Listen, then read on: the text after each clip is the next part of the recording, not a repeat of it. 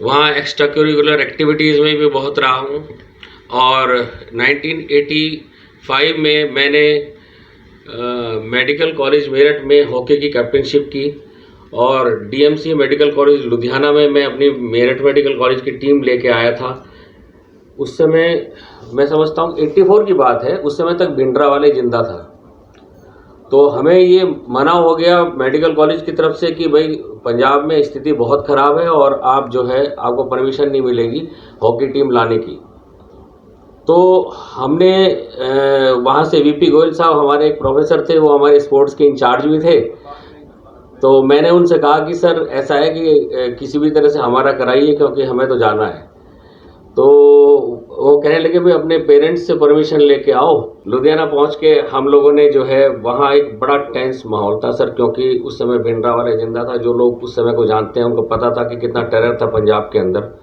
तो फरीदकोट से हमारा पहला मैच हुआ तो हम लोग जीत गए। और वहाँ हमारे यहाँ की जो लोग हैं उन्होंने बम बम बोले शुरू कर दिया। वहाँ तुरंत लोग आगे कह लगे यार ऐसा मत करो, यहाँ पे तुम गोलियाँ चलवाओगे। तो उस इलाके से मतलब मैं बताता हूँ स्टूडेंट लाइफ में कैसी वो होती है। तो खैर मेडिकल कॉलेज से निकलने के बाद मैंने प्रैक्टिस स्टार्ट कर दी और करीब 18 साल मैंने मुजफ्फरनगर में प्रैक्टिस की, प्राइवेट प्रैक्टिस। इस दौरान मैंने पीजी डिप्लोमा योगा किया गुरुकुल कांगड़ी यूनिवर्सिटी से और 74.2% मार्क्स मैंने अटेंड करके आज भी वहाँ रिकॉर्ड है कि मैंने गोल्ड मेडल प्राप्त किया था रेगुलर कोर्स में योगा में गुरुकुल कांगड़ी यूनिवर्सिटी में। और वहाँ से वो कोर्स मैंने कैसे किया, मैं मुजफ्फरनगर से हरिद्वार का डिस्टेंस 1-1.5 किलोमीटर के आसपास 1-1.5 घंटे का था बस में। तो मैं दिन भर प्रैक्टिस करता था और शाम को मैं रात को कनखल चला जाता था। फिर सुबह 4 बजे से योगा की क्लास होती थी, वो क्लासेस अटेंड करके फिर मैं वापस आ जाता था, दिन भर प्रैक्टिस करता था। मेरी शादी हो चुकी थी 85 में। सबसे पहला काम मैंने ये किया, शादी कर ली। मैंने कहा जो काम जितनी जल्दी हो जाए अच्छा।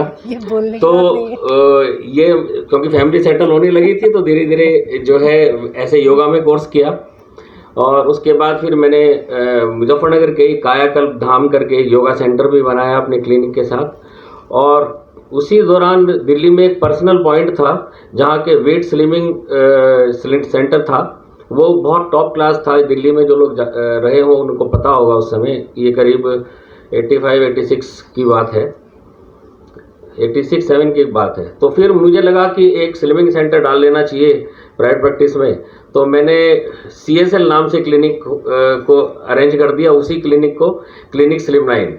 और वहाँ पे मैंने 500 रुपीज़ में जो है हर पेशेंट को कह दिया कि जो मेरे यहाँ का मेंबर बनेगा वो प्लस उसका एक मेंबर जो है उसको मैं पूरे महीने फ्री कंसल्टेशन दूंगा अगर कोई मेरी CSL का मेंबर बनता है।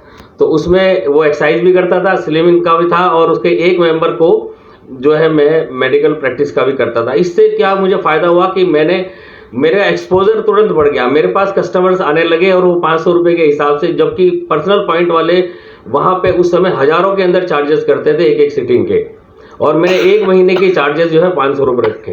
एक स्थिति ये आ गई कि मेरी क्लिनिक इतनी फुल हो गई कि उसमें जगह नहीं रही, फिर मेरे को दूसरा सेंटर खोलना पड़ा। और इस तरह से मैंने खूब जम के 18 साल प्रैक्टिस की। लेकिन कुछ स्थितियां हमारे शहर की ऐसी बनी क्योंकि वो बहुत ज़्यादा क्रिमिनल हो गया था। हमारे वहाँ के लीडिंग फिजिशियन थे डॉक्टर वेद भूषण, उनका मर्डर हो गया। उनको लोगों ने अपहरण कर लिया, पैसे लेने के बाद भी मर्डर कर दिया। मेरे पास भी रैंसम की कॉल आई, तुम्हारे बच्चों को उठा लेंगे नहीं तो 10 लाख रुपए ऐसे ऐसे लेके आ जाओ। बड़ा टेंशन हो गया परिवार के अंदर। मैंने अपने बच्चों को दिल्ली भेज दिया तुरंत कि मैंने कहा पता नहीं एक बच्चे को भी उठा लिया तो दिक्कत हो जाएगी। तो खैर एनी हाउ हमने फिर बच्चों को भेज के फिर हमने मालूम किया कौन है। मेरे भी 18 साल हो गए थे वहाँ पे, 17-18 साल तो मेरे लिंक अपने थे कि हमें पता चल गया कि कौन लोग हैं। एनी हाउ उनसे फिर मिलाई हो गई कि नहीं, हमें नहीं पता था कि आपके ग्रुप के आदमी है, इसलिए जो है वो कहा कि हमसे गलती हो गई। इस लेवल तक बात हो गई और बात खत्म हो गई। लेकिन हमारे फादर जो है, I was the only son. इससे पहले का एक कैरियर बताऊंगा। 87 में I applied in ITBP and I selected as assistant commandant. तो मैंने 1 महीना एज असिस्टेंट कमांडेंट ज्वाइन किया ITBP को और हेड्स अकेडमी मसूरी में ट्रेनिंग भी ली इसके ITBP की। लेकिन मेरे फादर, क्योंकि आई वॉज द ओनली सन, ज़बरदस्ती मुझे छुड़वा दिया वो जॉब कि नहीं कहाँ जाएगा, तेरा काम अपना प्राइवेट ठीक चल रहा है। खैर वो किस्मत में नहीं था। मेरे साथ के आईटीबीपी से 2 साल पहले एज आईजी रिटायर हो चुके हैं दिल्ली से। तो ये करियर था। उसके बाद फिर 18 साल के बाद जब ये मेरी सिचुएशन बनी, उसके बाद फिर मैंने सोचा कि अब फादर मान नहीं रहे हैं, शहर छोड़ना पड़ेगा। तो then I applied in NHPC.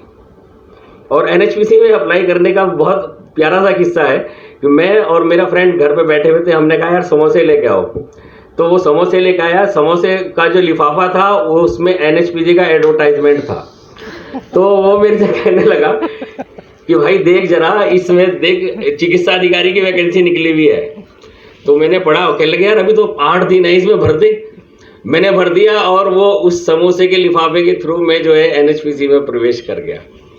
तो 2002 में जब सिलेक्शन हुआ एनएचपीसी में, तो मालूम करना शुरू हुआ धौलीगंगा। सुना ही नहीं था क्या है धौलीगंगा, हम तो मुजफ्फरनगर से कभी बाहर नहीं निकले थे। तो टटोलना शुरू किया। तो डॉक्टर सीमा की मौसी हमारे बिल्कुल पड़ोस में रहती थी मुजफ्फरनगर के अंदर। उनसे हमारे बड़े अच्छे ताल्लुकात थे। उन्होंने कहा कि भाई हमारे रिलेशन में हमारी एक लड़की है और सीमा वो धौलीगंगा में है। Then we approach to her father. फिर हम उनके पास गए, हमने कहा जी क्या है धौलीगंगा, किस जगह है, क्या है। तो उन्होंने सारा किस्सा बताया जो डॉक्टर सीमा ने बताया हमें। खैर बाद में इन्होंने बहुत हेल्प की वहाँ पे, बच्चों के एडमिशन का कैसे होना है क्या है। कहने लगे आप डॉक्टर साहब आ जाइए, यहाँ सब चीज़ हो जाएगी, लेकिन आप हिसाब से आना कि आपको पसंद आएगा तो रहना, नहीं तो निकल जाना, है ना। तो बहुत दूर है, हो सकता है कि आपको लगे कि इतनी दूर कैसे करें। और इनकी बात सही थी। मतलब जब थक के चूर हो गए हम हल्द्वानी से चल के, तब हम पिथौरागढ़ पहुंचे। पिथौरागढ़ पहुंचने के बाद भी हमें लगा कि एक तो पहाड़ में कभी गए नहीं थे, आपको विश्वास नहीं होगा, मैं इंश्योरेंस करा के गए हम लोग अपना, यार इतना लंबा तो पहाड़ कभी चला ही नहीं है। सुबह से चल दिए और रात तक जो है 6-7 बज गए। उस समय हमने कहा प्रोजेक्ट है कि नहीं, यहाँ से 3 घंटे हो रहे हैं अभी। तो पिथौरागढ़ पहुंचे, वहाँ पे जैसे तैसे गेस्ट हाउस में रेस्ट किया और उसके बाद फिर हम अगले दिन धौलीगंगा पहुंचे। धौलीगंगा पहुंचने पे सबसे पहले, बल्कि शाम को ही पहुंचे उसी दिन। तो हम पहुंच गए सबसे पहले तपोवन, निगाल पानी नहीं आ पाए थे उस दिन। तो वहाँ एस.के. अग्रवाल साहब जो है उनसे सबसे पहले परिचय हुआ। आई अप्रिशिएट हिम कि हमारे बहुत अच्छे ऑफिसर रहे हैं। तो सबसे पहले मैडम मीना अग्रवाल बाहर आई, उन्होंने कहा हाँ, मैंने कहा जी मैं ऐसे नया डॉक्टर हूँ, मैंने ज्वाइन किया है यहाँ पे। तो कहना अरे अरे आइए आइए आइए अंदर आइए। तो अंदर बुलाया, हमें चाय वाय पिलाई, हमारे खाने का इंतजाम किया। कहने नहीं गेस्ट हाउस में बाद में जाओगे, पहले यहीं बैठो। फिर वीआईपी गेस्ट हाउस में हमारा इंतजाम कराया साहब ने। हमें लगे यार ये इतनी बढ़िया ऑर्गेनाइजेशन है, इतना थक के आए हम और एक इतने सीनियर ऑफिसर ने ऐसे हमारा वेलकम किया और ये कहने लगी ये ऑर्गेनाइजेशन तो बहुत बढ़िया है, यहीं रहते हैं। तो ये हमारी शुरुआत थी एनएचपीसी की। उसके बाद हर एक प्रोजेक्ट में, धौलीगंगा में मैं 3-3.5 साल रहा। वहाँ का केंद्रीय विद्यालय इतना बढ़िया था उस समय, मैं आपसे बताऊं मेरे बच्चों की जो पर्सनैलिटी का डेवलपमेंट हुआ। हालांकि मुजफ्फरनगर के अंदर भी जो पब्लिक स्कूल थे उसमें बच्चे पढ़ते थे, लेकिन मेरे बच्चे का जो एक तरीके से डेवलपमेंट हुआ, स्टेज पे जाना, बोलना, पहले साल में ही जो है वो उसको स्कूल कैप्टन बन गया वहाँ पे जाके। तो हमें लगा कि यार बहुत ही बढ़िया है। तो वहाँ पे बीडी खाती साहब वहाँ के प्रिंसिपल थे, आई स्टिल अप्रिशिएट हिम। तो बहुत बढ़िया उनका वो रहा। तो बच्चों की एजुकेशन बढ़ाई। 3.5 साल वहाँ के बाद फिर मेरा लखवाड़ व्यासी आया। लखवाड़ व्यासी में मेरे एचओपी धौलीगंगा में तो शिव कुमार अग्रवाल साहब थे। तो उनसे बहुत कुछ सीखने को मिला, बहुत कुछ उन्होंने सिखाया भी, बहुत कुछ जिम्मेदारी भी दी। सबसे पहले साल में उन्होंने मेरे ऊपर कल्चरल का पूरा सौंप दिया कि डॉक्टर साहब आप एनएचपीसी डे को सारा ऑर्गेनाइज कराओगे।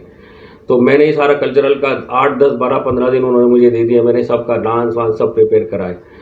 तो उसके बाद फिर मेरा ट्रांसफ़र हुआ लखवाड़ व्यासी में, फैमिली देहरादून में।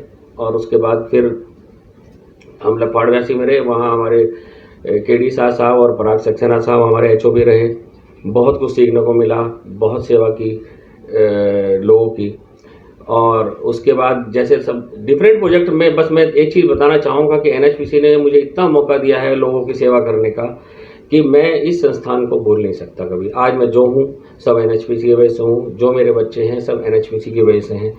इससे बढ़िया ऑर्गेनाइजेशन मैं नहीं मानता कि शायद ही किसी डॉक्टर के लिए हो सकती है। मैं इंजीनियर्स की बात नहीं करता हूँ, वो तो आप लोग मेरे से बेहतर जानते हैं, लेकिन किसी भी डॉक्टर के लिए इससे अच्छा ऑर्गेनाइजेशन नहीं हो सकता। किसी भी एक बेसिक डॉक्टर को इतना पैसा कोई ऑर्गेनाइजेशन नहीं देती है जितना एनएचपीसी देती है, इतना सम्मान कोई ऑर्गेनाइजेशन नहीं देती है जितना एनएचपीसी देती है। तो मैं hats off to NHPC, long live NHPC. आप सभी लोग जो है एक परिवार की तरह हमारे साथ रहे। 20 साल मैंने एनएचपीसी में गुजारे हैं। यहाँ पे आप ये समझिए कि हर तरह का हमें काम करने का मौका मिला, हर तरह की हमें सुविधाएं मिली, होम लोन से लेके कार लोन से लेके, मतलब हमें कभी कोई दिक्कत नहीं आई कि हम अपने परिवार के साथ रह रहे हैं। दूसरी बात मैं आपको ये बताना चाहूँगा, मेरा सौभाग्य रहा, जिस दिन से मैंने एनएचपीसी ज्वाइन की उसी दिन मैं अपने पेरेंट्स को भी उठा के लिए आया था अपने साथ धौलीगंगा में, और मेरी मिसेज भी हमेशा साथ रही। जिंदगी में एक दिन मैं और मिसेज अलग नहीं रहे हैं। 20 साल में एनएचपीसी में हम दोनों हमेशा साथ रहे। मेरे लिए इसने अपना रेगुलर गवर्नमेंट जॉब, जो कि इसने यूपीएससी से सेलेक्ट हो गई, she was appointed as lecturer in polytechnic, वो जॉब इसने छोड़ दिया। इसने कहा कि नहीं, अभी तक आप प्राइवेट प्रैक्टिस कर रहे थे, अभी पहाड़ घूमते हैं, मैंने अभी तक जॉब किया था, मैं जॉब छोड़ती हूँ, अब आप वाला जॉब एंजॉय करेंगे। तो स्टेट में हमारे अंदर हुआ और फिर हम एनएचपीसी में आ गए। अब सारे एनएचपीसी का तो मैंने बता दिया, मैं चमेरा वन का आपको और बता देना चाहता हूँ कि यहाँ के सभी विभागों द्वारा, यहाँ के जितने भी अभी तक एचओपी रहे हैं हमारे रेस्पेक्टेड, सभी का बहुत प्यार, बहुत मार्गदर्शन मिला। और विशेषकर मैं चाहूँगा कि कुछ जो विभाग हैं, हमें तो उनमें विभाग लगता ही नहीं है। हमें तो कोई दिक्कत होती है, अमित गुप्ता साहब को सीधा फ़ोन कर दिया, मनीष राज साहब को फ़ोन कर दिया, राकेश जी को फ़ोन कर दिया, है ना। कोई दिक्कत हुई कि सागर साहब को घुमा दिया। तो मतलब कभी ऐसा लगा ही नहीं है कोई समस्या है, गीज़र नहीं है, तुरंत 10 मिनट के अंदर गीज़र लग गया, कोई सिविल की कोई प्रॉब्लम है, फटाक से हो गई। तो ये तो मैं समझता हूँ कि हमारे जो एचओपी हैं अभी भी हैं और पहले वाले भी थे, उन सब का मैनेजमेंट है। सभी जितने भी हमारे वरिष्ठ अधिकारी हैं उन्होंने मुझे बहुत प्यार दिया। मेरे को अच्छा लगा कि उनको मैंने मेडिकल सेवाएं दी। अभी जब से हमारे पीके जैन सर यहाँ आए हैं, बहुत ही 2-3 ड्रास्टिक चेंज मैं देख रहा हूँ, जिनको मैंने एनएचपीसी में चमेरा में जब से आया हूँ मैंने नहीं देखे। एक तो मैं बैरासूल में भी था, तब भी मैं चौड़ा डैम क्रॉस करके जाता था, लेकिन इतना स्वच्छ और निर्मल चौड़ा डैम मैंने पहली बार देखा है, जो साहब ने जो है यहाँ आके कराया। तो वास्तव में उसमें हमें, डैम तो डैम है, उसमें लकड़ियाँ भी आती रहती है, सब चीज़ आती रहती, लेकिन इतना खूबसूरत जो उसकी सारी लकड़ियाँ वकड़ियाँ निकलवा के इतना प्यारा उसका वो था। आज उसमें बोटिंग हो रही है। मैं समझता हूँ कि बहुत ही अच्छा है, टूरिज्म के लिए बहुत अच्छा है। और इस बात के लिए मैं अपने एचओपी साहब पीके जैन साहब को हार्दिक धन्यवाद देता हूँ कि उन्होंने इतना अच्छा, मतलब जैसा मुझे लगा वो किया। दूसरे यहाँ पे हमने जब से मैं आया कि स्टोर का जो है, कंज्यूमर स्टोर का कुछ नहीं था। 2-3 साल तक मेरे को यही नहीं पता था कि कहाँ कंज्यूमर स्टोर है, खुलता भी है कि नहीं खुलता है, किस समय बंद रहता है, किस समय खुलता है। आज की तारीख में आप कंज्यूमर स्टोर में जाइए, यू विल फॉरगेट बिग बाजार। आप अंदर घुसिए, आपको सब चीज़ मिलेगी, आपको दूध भी मिलेगा, आपको अमूल की पनीर भी मिलेगी, मट्ठा भी मिलेगा, आपको पिज़्ज़ा भी मिलेगी, हर चीज़ वहाँ हमारे लिए अवेलेबल है। जिसको हम इंटीरियर में हम लोग तरसते थे ना कि यार पिज़्ज़ा खाने का मन है, कहाँ से लाएं, आज हमारे कंज्यूमर स्टोर में उपलब्ध है। तो उसके लिए hats off to you sir. बहुत ही बढ़िया जो है कंज्यूमर स्टोर हो गया है, और ये सारी सुविधाएं जो हमें अवेलेबल कराई हैं पीके जैन सर ने, उसका मैं हार्दिक धन्यवाद करता हूं। और मैं ये चाहता हूं कि इसी तरह से हमारा ये प्रोजेक्ट चमकता रहे। मैं एनएचपीसी का सारे यहाँ पे जितने भी मेरे वरिष्ठ अधिकारीगण हैं, जितने भी यहाँ परिवार के लोग हैं, उनकी जिनका मुझे सेवा करने का मौका मिला या नहीं भी मिला, तो मैं उन सभी का शुक्रगुजार हूँ कि उन्होंने मुझे प्यार दिया, उन्होंने मुझे अपना ट्रस्ट दिया। इस एनएचपीसी के अंदर मेरी कोई भी खट्टी याद नहीं है, मेरी सब मीठी याद हैं, और मैं उसको लेके जा रहा हूँ। धन्यवाद सर।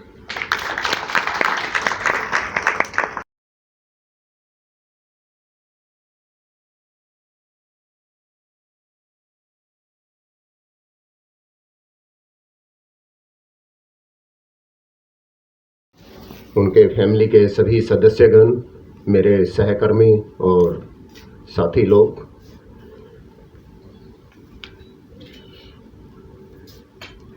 आखिर आज वो दिन आ ही गया जिस दिन डॉक्टर साहब और प्रकाश जी एनएचपीसी को अलविदा कह के अपने घर वापस चले जाएंगे।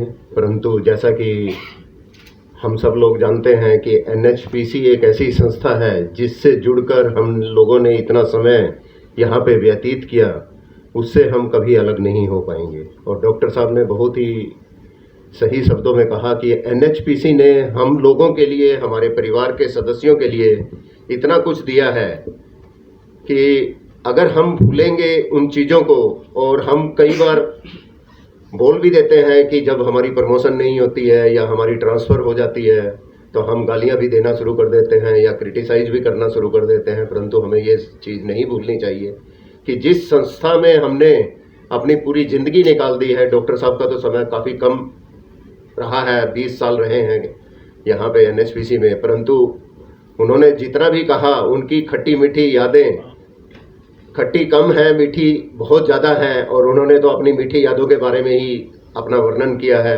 और क्योंकि जब हम विदा होते हैं तो कोई भी खट्टी यादों के बारे में बात नहीं करना चाहता।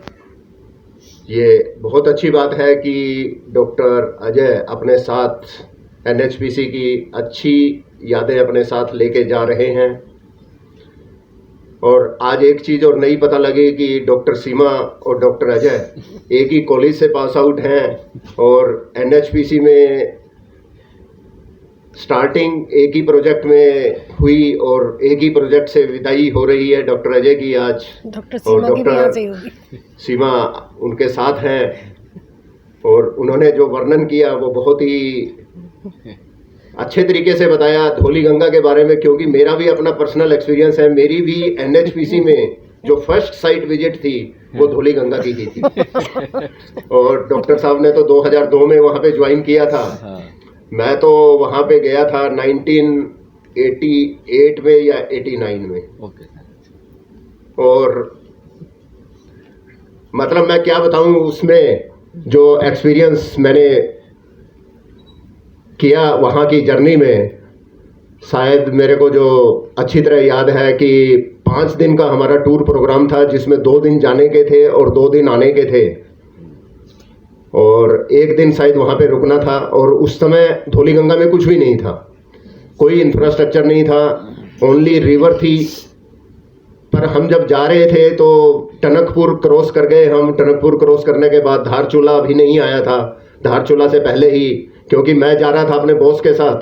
और ML हासिया, जो कुछ लोग जानते होंगे उनके बारे में, सलाल में रहे हैं, स्टेट गवर्नमेंट से आए थे और NHPC में as a chief engineer retire हुए थे। उस टाइम सीनियर मैनेजर थे, पहली उनकी कॉर्पोरेट ऑफिस की पोस्टिंग थी, मैं डिजाइन में था। तो मैं उनके साथ गया तो इतनी भागदौड़ के साथ हम जा रहे थे कि रास्ते में जब गाड़ी ख़राब हो गई, एम्बेसडर गाड़ी थी, उसको ठीक करने के लिए मैकेनिक को बुलाया गया और पूरा 1 दिन उसको ठीक करने में लग गया। और फिर हम धारचूला कैसे तैसे पहुँचे, रात को वहाँ पे रुके, सुबह फिर हमारी जर्नी स्टार्ट हुई। और जब रिवर वहाँ पे पहुँचे धौली गंगा में, तो वहाँ जाके देखा कि यहाँ तो कुछ भी नहीं है, केवल खाली एक रिवर दिखाई दे रही है।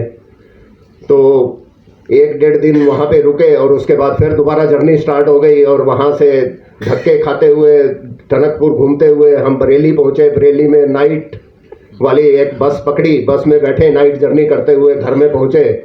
और जब घर में पहुँचे तो मैं अपनी वाइफ को ससुराल में छोड़ के गया था।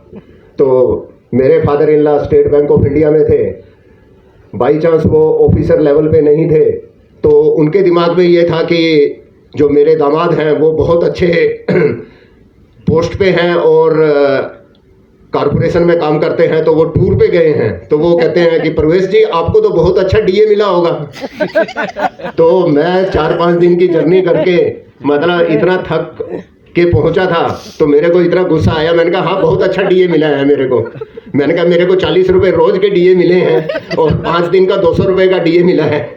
तो वो इतने हैरान हुए, कहते हैं कि हैं हमारे यहाँ इससे ज़्यादा तो क्लर्क को मिल जाता है, आपके यहाँ ऑफिसर का इतना DA है। मैंने कहा हाँ हमारे यहाँ इतना ही DA है। तो उस टाइम बहुत खस्ता हालत थी हमारी NHPC की, जो लोग पुराने हैं वो सब लोग जानते हैं। तो उस समय हमारी तनख्वाह भी 1800-1900 रुपये टोटल हमें मिलती थी, जिसमें से कट कुटा के 1500 रुपये हमारे हाथ में आते थे। और दिल्ली जैसी जगह में पोस्टिंग होने पे बहुत मुश्किल होता था अपना गुजारा करना।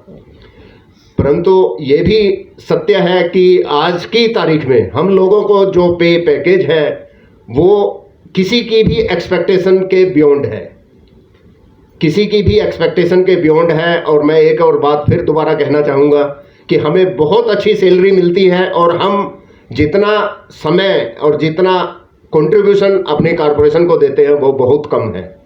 आज मेरे पास 3 प्रोजेक्ट्स का चार्ज है। अब आप समझ लीजिए कि मैं 3 प्रोजेक्ट्स का चार्ज, काम इतना ज़्यादा बढ़ चुका है, फाइल्स का ही काम है मेरे पास ज़्यादा और फ़ोन्स आते रहते हैं। और तो उसके कारण भी मैं अब यही कहूँगा कि मैं पूरे 8 घंटे काम नहीं करता हूँ, चाहे हम कितना भी कह लें कि हम बहुत बिजी हैं। हाँ, 24 आवर्स ड्यूटी पे है, परंतु अगर इफेक्टिवली देखा जाए तो टोटल 8 घंटे में काम नहीं कर रहा हूँ, मतलब 3 प्रोजेक्ट्स का चार्ज होने के बावजूद भी। तो ये एक सत्य है, ये एक तथ्य है, इसको हमें स्वीकार करना चाहिए कि हम जितना कर सकते हैं, जो कॉरपोरेशन हमें इतना देती है। डॉक्टर साहब ने बहुत अच्छी तरह रिकॉग्नाइज किया कि उनके बच्चों के एजुकेशन, बच्चों का जो भविष्य है, आज उनके बच्चे दोनों अच्छी तरह सेटल्ड हैं और हम सब लोगों के बच्चे भी सेटल्ड हैं। मैं वही कहूँगा कि कॉरपोरेशन ने हमें बहुत कुछ दिया है।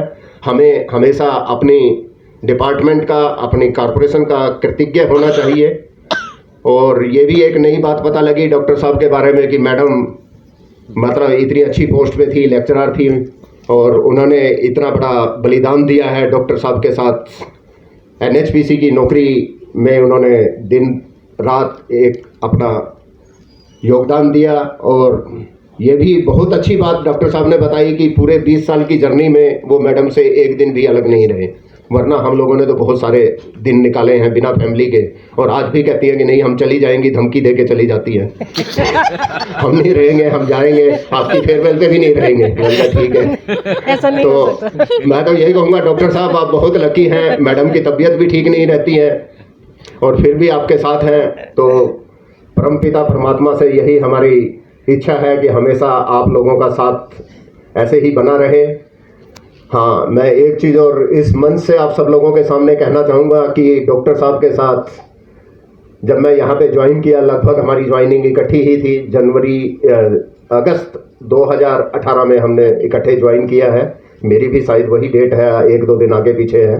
और आज हमें लगभग 4 साल पूरे होने वाले हैं। और एचओपी का चार्ज लेने से पहले डॉक्टर साहब के साथ मेरा बहुत अच्छा रिलेशनशिप था, परंतु कुछ उसके बाद ऐसी परिस्थितियां हुई जो मैं जानता नहीं कि क्या रीज़न रहा, जिसके कारण थोड़ा सा कटु अनुभव हम लोगों का रहा। और मैं तो यही भगवान से प्रार्थना करता रहा कि हम लोगों के जो है ये कटु अनुभव जो रहे हैं वो ठीक हो जाए। और ऊपर वाले की कृपा है कि आज मैं डॉक्टर साहब को यही कहना चाहूँगा कि हम लोगों का जो भी रहा है ये अच्छा रहा कि कोई भी ऐसी हमारे साथ दुर्घटना नहीं हुई जिसको कि हम याद करके पछताएं। और डॉक्टर साहब यहाँ से एक अच्छी सोच लेके जा रहे हैं प्रोजेक्ट के बारे में भी और मेरे बारे में भी। उन्होंने जो भी कहा कि 2 चीज़ें उन्होंने पर्टिकुलरली बताई कि रेजरवायर के बारे में, तो रेजरवायर के बारे में मैं ये कहूँगा, हाँ मैंने प्रेशराइज बहुत किया। उसके पीछे रीज़न एक सबसे बड़ा यही था कि वो जो वोटिंग का कंपटीशन होना था उसके लिए स्टेट गवर्नमेंट के ऊपर से मेरे ऊपर बहुत प्रेशर था। परंतु उसमें सबसे बड़ा योगदान आज जो हमारे साथ नहीं है, रिटायर होकर जा चुके हैं, राकेश जी हैं और सागर जी हैं, उन सबके इच्छा शक्ति के कारण वो हो पाया। और मैं फिर यहाँ पे एक बार और मैंने बताया था कि राकेश जी ने बोला था कि सर इस डेट तक मैं ये सारी लकड़ियाँ खाली कर दूंगा, और मुझे नहीं लग रहा था कि ये हो जाएगा, परंतु उन्होंने उस डेट से पहले वो काम करके दिखाया। तो इसका कंट्रीब्यूशन राकेश कुमार को है। राकेश जो सीनियर मैनेजर यहाँ से रिटायर हुए थे और दोबारा फिर लकड़ियाँ आ गई हैं, फिर हम निकालेंगे और अपने रेजरवायर को अच्छी तरह साफ करके रखेंगे। पीछे से लकड़ियाँ बहुत आ रही है। मैं चमेरा 2 में भी गया था और चमेरा 3 के डैम पे भी जाके देखा था, वहाँ पे भी बहुत सारी लकड़ियाँ इकट्ठी हैं। और वहाँ पे तो शूट स्पिलवे है, वो तो अपना शूट स्पिलवे खोलते हैं और नीचे निकाल देते हैं। तो मैं उनको बोल के आया कि इनको आप अगर निकाल सकते हैं बाहर निकाल के रखिए, क्योंकि अदरवाइज अल्टीमेटली हमें फिर चमेरा 1 में ही निकालनी पड़ती है मैनुअली। पर उनके पास कोई भी ऐसा साधन नहीं है, तो अल्टीमेटली हमें ही करना पड़ेगा। और जो दूसरी चीज़ कोऑपरेटिव स्टोर के बारे में बताया, हाँ उसका मैं अपने आप को कंट्रीब्यूशन जो मैंने लिया है और जो काम करवाया है उसके लिए मैं अपने आप को कहूँगा कि मैंने उसका इनिशिएटिव ज़रूर लिया है। और उससे पहले मुझे पता भी नहीं था यहाँ पे कोऑपरेटिव स्टोर है, फ्रेंकली स्पीकिंग। तो जब मेरे को पता लगा कि ये कोऑपरेटिव स्टोर हमारा ही चल रहा है और वो हमें खुद भी पता नहीं है, मैं अपने आप को यही बताऊंगा कि मैंने भी कभी कोऑपरेटिव स्टोर से सामान नहीं खरीदा था। पर उसके बाद से एक चीज़ और बताना चाहूँगा कि आज की डेट में ये हालत है कि वाइफ ने परमानेंट मेरा क्रेडिट कार्ड अपने पास रख लिया है और वो क्रेडिट कार्ड मेरे को वापस भी नहीं देती और जब देखो वो सामान मंगवाती रहती है। अब वो घर का सारा सामान वहीं से आता है और अभी भी यहाँ बैठे बैठे एक मैसेज आया, आज भी उसने सामान खरीद लिया है। तो वो मेरे को भी नहीं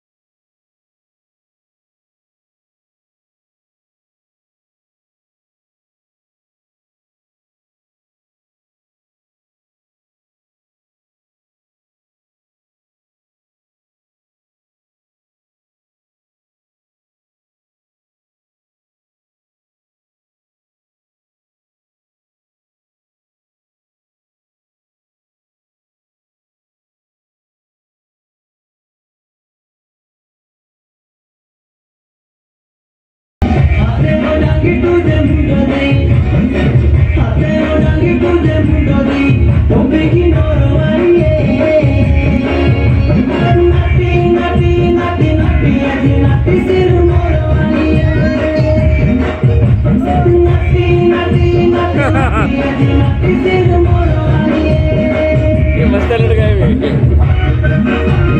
हाँ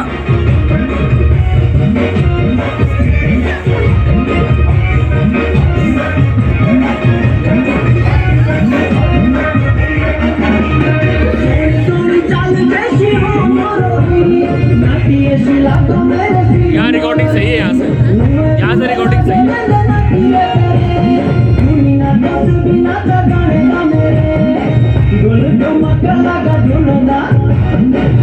मस्त है लौटना। अच्छा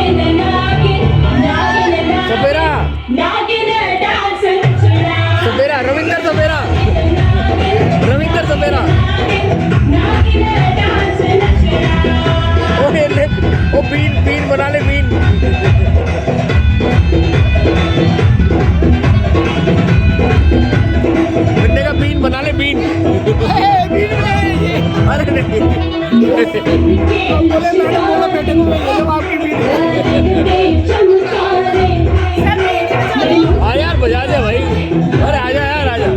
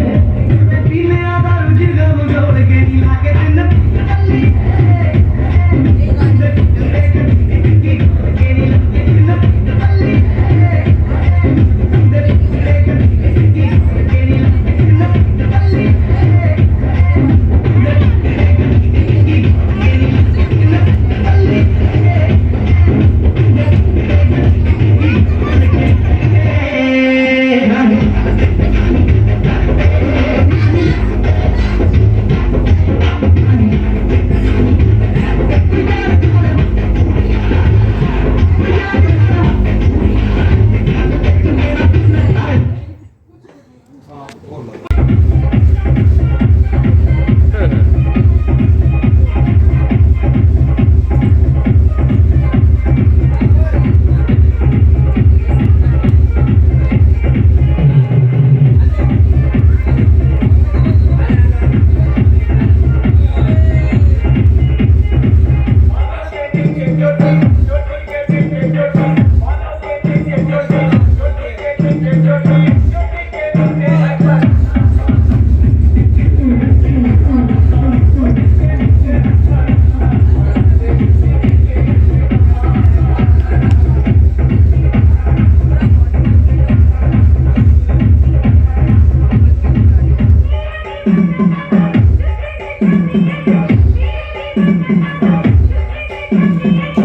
तरफ को घुमा दिए और मेरी शक्ल दिख रहा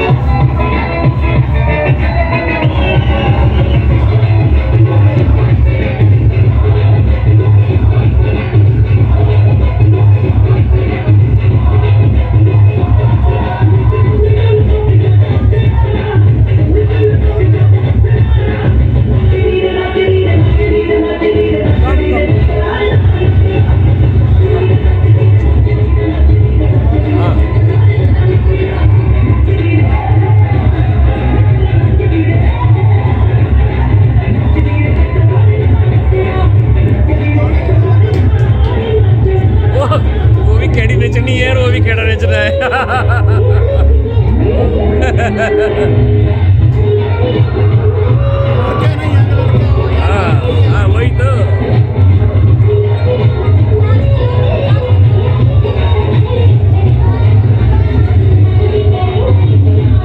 बाजी क्या हो गया? बाजी कैसे नहीं कर पा रहे अभी?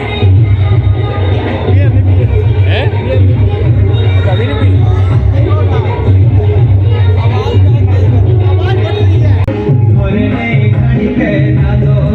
Yeah.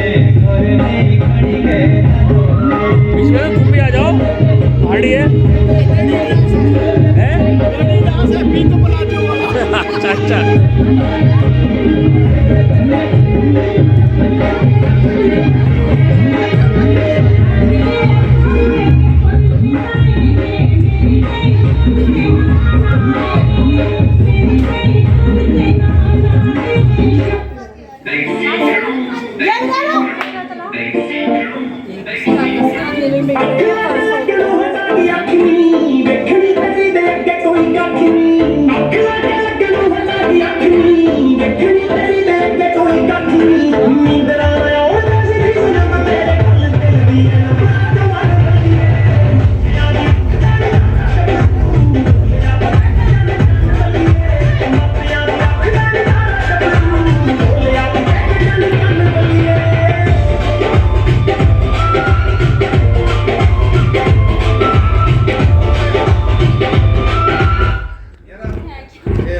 क्या कही बात है। आप अब अपने बच्चों का नहीं अपने ग्रैंड बच्चों का देखें तो विद ब्याज दैट इज द इंटरेस्ट। तो वो जो है कहीं ना कहीं दोबारा से रिक्रिएट होता है सारी चीजें, तो मतलब रिकैप्चुलेशन अगेन। ये भी एक लाइफ का एक फेज है और मेरी पूरे स्टाफ की तरफ से विनती है कि आप जब भी कभी, मैं जब तक यहाँ हूँ आए तो यहाँ जरूर आए, जब Sure. अगर आते हैं तो आप sure madam, sure sure, thank you thank you. Again to और बाकी जो आपकी फ्यूचर लाइफ हमेशा खुशमय रहे, ये मेरे पूरे स्टाफ की तरफ से आपके लिए। Thank you thank you thank you.